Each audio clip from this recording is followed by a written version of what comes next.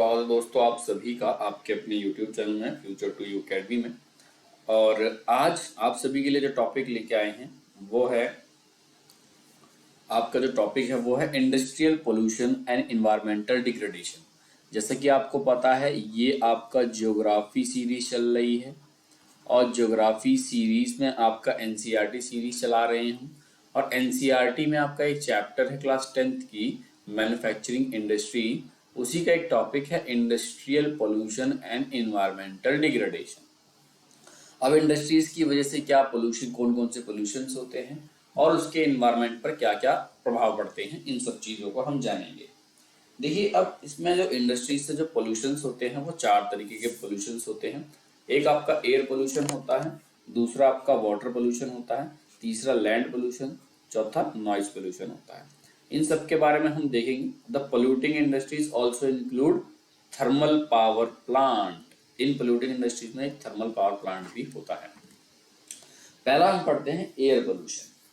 हम अगर air pollution की बात करें तो air pollution is caused due to the presence of high proportion of undesirable gases such as. अब एयर पोल्यूशन किसकी वजह से होता है? अनडिजायरेबल गैसेस होती हैं, जैसे कि आपकी सल्फर डाइऑक्साइड हो गई, सल्फर डाइऑक्साइड हो गई, और आपकी कार्बन मोनोऑक्साइड हो गई, कार्बन मोनोऑक्साइड हो गई, और कुछ airborne particle materials contain solid liquid particles like dust. कुछ आपके एयरबोर्न पार्टिकल्स होते हैं जैसे कि डस्ट हो गया, स्प्रेज हो गए, स्प्रेज मिस्ट होते हैं, आपका स्मोक हो गया। ठीक है, अब स्मोक कहाँ से आता है? स्मोक हमारा केमिकल इंडस्ट्रीज से आता है, और ये आपका पेपर फैक्ट्रीज से आता है, और ये आपका स्मोक जो है ये आपका ब्रिक क्लीन मतलब ईंट के भट्टों से आता है। ठीक है, और ये आपका रिफाइनरीज से भी आता है। आप देखेंगे यहाँ पे पेपर इंडस्ट्रीज से आता है, ब्रिक से आता है, रिफाइनरीज से आता है, स्मेल्टिंग प्लांट से भी आता है, बर्निंग फॉसिल फ्यूल्स को जलाने की वजह से भी स्मोक आता है। ठीक है, और बिग और स्मॉल फैक्ट्रीज की वजह से भी आता है। And that ignore pollution norms. अब ये सब जो छोटी छोटी इंडस्ट्रीज हैं ये पोल्यूशन नॉर्म्स को इग्नोर भी करती हैं। आपने ये चीज़ें देखी हैं। अब टॉक्सिक गैस, जिस गैस जो होती हैं वो बहुत ही ज़्यादा खतरनाक होती हैं, लॉन्ग टर्म इफेक्ट इनका होता है। और आपने कभी अगर ना पता हो, आप ज़रा एक चीज़ देखेंगे, इसके बारे में आप रिसर्च करेंगे और मुझे कमेंट सेक्शन में बताएंगे। भोपाल गैस ट्रेजेडी के बारे में आप मुझे कमेंट सेक्शन में बताएंगे कि ये भोपाल गैस ट्रेजेडी होती क्या है। आपको ये होमवर्क है। Air pollution adversely affects human health. Air pollution जो है वो ह्यूमन हेल्थ को आपके बहुत ही ज़्यादा परेशान करता है। इंसान की जो तबीयत है वो बहुत ख़राब हो जाती है। एनिमल्स को दिक्कत होती है, प्लांट को भी बहुत दिक्कत है। Buildings buildings and the atmosphere as a whole. Air pollution की वजह से बिल्डिंग्स का कलर चेंज हो जाता है, प्लांट्स को बहुत दिक्कत होती है, एनिमल्स को दिक्कत होती है, हमारी खुद की जो हेल्थ है वो ख़राब होती है, और ये सब चीज़ें एटमॉस्फेयर के लिए बहुत ही ज़्यादा खतरनाक हैं।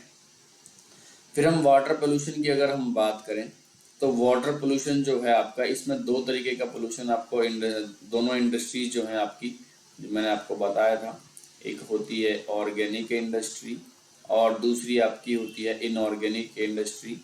ठीक है, अब जो ऑर्गेनिक इंडस्ट्री और इनऑर्गेनिक इंडस्ट्रीज हैं, इन दोनों का जो वेस्ट होता है, तो ये दोनों इंडस्ट्रीज वेस्ट को किस में डाल देती हैं? ये वाटर में चीज़ों को डाल देती हैं। अब जैसे ही अब ये एफ्लुएंट जो भी होता है सारा का सारा रिवर में डाल देते हैं। अब main culprit in this regard are paper pulp. अब इस रिगार्ड में सबसे ज़्यादा जो दिक्कत पैदा करती हैं वो इंडस्ट्रीज हैं। एक हो गई ये आपकी पल्प इंडस्ट्री है, ये केमिकल इंडस्ट्री है ये आपकी, और एक है ये आपकी केमिकल इंडस्ट्री हो गई, और इधर ये आपकी टेक्सटाइल इंडस्ट्री हो गई, डाइंग इंडस्ट्री हो गई, पेट्रोलियम और रिफाइनरीज हैं, और टैनरीज हैं, इलेक्ट्रोप्लेटिंग इंडस्ट्रीज जो हैं, ये सब क्या है, इन सब का कुछ नहीं, तो ये सारा अपना जो वेस्ट वगैरह होता है वो सारा किसमें, पानी में गिरा देते हैं, पानी में छोड़ देते हैं। तो इससे क्या होता है, सारा का सारा पानी जो होता है वो एसिडिक, ये एसिड, सॉल्ट, हैवी मटेरियल्स जैसे कि लेड और मरकरी हो गए, पेस्टिसाइड्स हो गए, आपके पेस्टिसाइड्स हो गए, फर्टिलाइजर्स हो गए, सिंथेटिक केमिकल विद कार्बन वाले जो हो गए, प्लास्टिक हो गई, रबर हो गई, ये सारी चीजें वाटर बॉडीज में ये लोग सब डाल देते हैं। और आप देखेंगे कि आपने देखा हो कभी भी रिवर्स वगैरह में हम लोग हमेशा रिवर्स में मूर्तियां, अपनी मतलब जब मूर्तियां वगैरह होती हैं ये गिरा देते हैं। दूसरा आपने देखा होगा अपना पूजा की जो पूजा का जो आपका जो राख राख वगैरह होगी, अगरबत्ती वगैरह की, धूप बत्ती की, लोग वो भी वो भी पानी में डाल देते हैं। और भी आपने काफी चीजें देखी होंगी। फ्लाई, इसकी वजह से क्या होता है, फ्लाई ऐश हो जाता है, और जिप्सम आता है, फ्लाई ऐश, जिप्सम, और आयरन और स्टील स्लैग्स जो होते हैं मेजर सॉलिड वेस्ट होते हैं कि इंडिया में। आपने इन सब चीजों के बारे में देखा होगा। चलिए, ये तो हो गया हमारा वाटर पोल्यूशन। आपने देखा वाटर पोल्यूशन किन किन चीजों से होता है।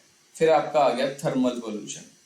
थर्मल पोल्यूशन का अगर हम बात करें तो thermal pollution of water occurs when hot water from the factories and the thermal plant is drained into the river and ponds before cooling। अब थर्मल पोल्यूशन तब होता है जब गर्म पानी फैक्ट्रीज और थर्मल प्लांट से पानी के अंदर या फिर किसी भी पॉन्ड के अंदर छोड़ दिया जाता है, ताकि बिफोर उसको ठंडा ना किए, ठंडा होने से पहले ही हम जब गर्म पानी को सीधा उसमें किसी भी पॉन्ड वगैरह में या रिवर वगैरह में ड्रेन कर देते हैं, तो थर्मल पोल्यूशन होता है। What would be the effect on aquatic life. अब एक्वेटिक लाइफ पे अगर आप गर्म पानी डाल दोगे, अब किसी भी उसमें जहाँ पे एक्वेटिक लाइफ है वहाँ गर्म पानी डालोगे तो एक्वेटिक लाइफ तो खराब होगी होगी। अब इससे क्या होता है, waste from the nuclear power plant.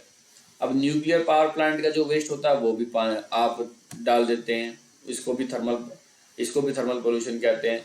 Nuclear हो गया, न्यूक्लियर और वेपन प्रोडक्शन फैसिलिटीज जो होती हैं, न्यूक्लियर और वेपन प्रोडक्शन फैसिलिटीज होती हैं, इनसे कैंसर्स वगैरह होते हैं, बर्थ डिफेक्ट होते हैं, मिसकैरेजेस हो जाते हैं इससे, ठीक है। अब soil and water pollution are closely related. अब सॉइल और वाटर पोल्यूशन क्लोजली एक दूसरे के रिलेटेड है। अब dumping of waste, specially glass, harmful chemicals, industrial effluents, packagings, salts, garbage renders the soil uselessly। अब देखिए, आप धरती में कुछ चीज डंप करोगे या फिर ग्लास वगैरह को डंप कर दोगे, हार्मफुल केमिकल्स को आप डंप कर दोगे, इंडस्ट्रीज से जो एफ्लुएंट्स आपके वेस्ट निकला है उसको डंप कर दोगे, या पैकेजिंग को आप डंप कर दोगे, या सॉल्ट्स को आप डंप कर दोगे, या गार्बेज को आप डंप करोगे, तो इससे क्या होने वाला है, एट द एंड आप देखेंगे कि सॉइल पोल्यूशन होने वाला है ना। अब सॉइल पोल्यूशन होगा तो आप देखेंगे वो जो जगह है वो बंजर हो जाएगी। हाँ, वो जगह बंजर हो जाएगी तो वहां पर आप कुछ उगा भी नहीं पाएंगे। Rain water percolates to the soil carrying the pollutant. अब रेन वाटर जो है ना, अब एयर पोल्यूशन में क्या हुआ कि अब एसिड रेन आई। अब ये एसिड रेन क्या करेगी कि जितने भी पॉल्यूटेंट्स हैं वो सारे को किसमें, ग्राउंड वाटर में भी लेके चली जाएगी, और इससे क्या होगा, हमारा ग्राउंड वाटर जो है वो भी हमारा कॉन्टेमिनेट हो जाएगा। क्या हो जाएगा, कॉन्टेमिनेट मतलब पॉल्यूट हो जाएगा, समझे। देन उसके बाद आपका आता है नॉइज पोल्यूशन। नॉइज पोल्यूशन मतलब होता है शोर। अब नॉइज पोल्यूशन की वजह से क्या क्या चीजें होती हैं, नॉइज पोल्यूशन की वजह से आपको इरिटेशन होता है, गुस्सा बहुत आता है, it can also cause the hearing, और इसकी वजह से हो सकता है कि इंसान बहरा भी हो जाए, हियरिंग इम्पेयरमेंट, और उसको सुनने में कुछ दिक्कतें हो जाए या फिर कम सुनने लगे वो। और इसकी वजह से, नॉइज पोल्यूशन की वजह से हार्ट रेट बढ़ता है, ब्लड प्रेशर बढ़ता है, अमंग अदर ये सारे कुछ फिजियोलॉजिकल इफेक्ट्स हैं। और अनवांटेड साउंड जो है बहुत ही ज़्यादा इरिटेंट होता है, इसकी वजह से स्ट्रेस होता है, अनवांटेड साउंड की वजह से स्ट्रेस भी होता है। इंडस्ट्रियल और कंस्ट्रक्शन एक्टिविटीज के जो साउंड होते हैं, मशीनरी का साउंड जो होता है, फैक्ट्री का साउंड हो, फैक्ट्री इक्विपमेंट का साउंड जो होता है, जनरेटर्स का साउंड, सॉज और न्यूमेटिक इलेक्ट्रिक ड्रिल्स, इन सब चीज़ों का जो साउंड होता है ये बहुत ही ज़्यादा नॉइज क्रिएट करता है। और कभी भी कहीं भी शोर होगा तो दो चीज़ें जरूर आएंगी, एक गुस्सा, दूसरा इरिटेट। आपको ये चीज आपको पता है, अगर जब भी नॉइस होती है तो आप गुस्सा और इरिटेशन दोनों चीजें होती हैं। अब गुस्सा और इरिटेशन जब होता है, ज़्यादा देर तक, ये ज़्यादा दिनों तक रहता है, तो इंसान स्ट्रेस में आ जाता है, तो फिर स्ट्रेस भी होता है नॉइस पोल्यूशन से। यहाँ तक की वीडियो आपको जैसी लगी हो आप मुझे बताएं। हम नेक्स्ट वीडियो में पढ़ेंगे कंट्रोल ऑफ इन्वायरमेंटल डिग्रेडेशन। तो मिलते हैं नेक्स्ट वीडियो के साथ, तब तक के लिए धन्यवाद, टेक केयर, बाय बाय, जय हिंद, जय भारत।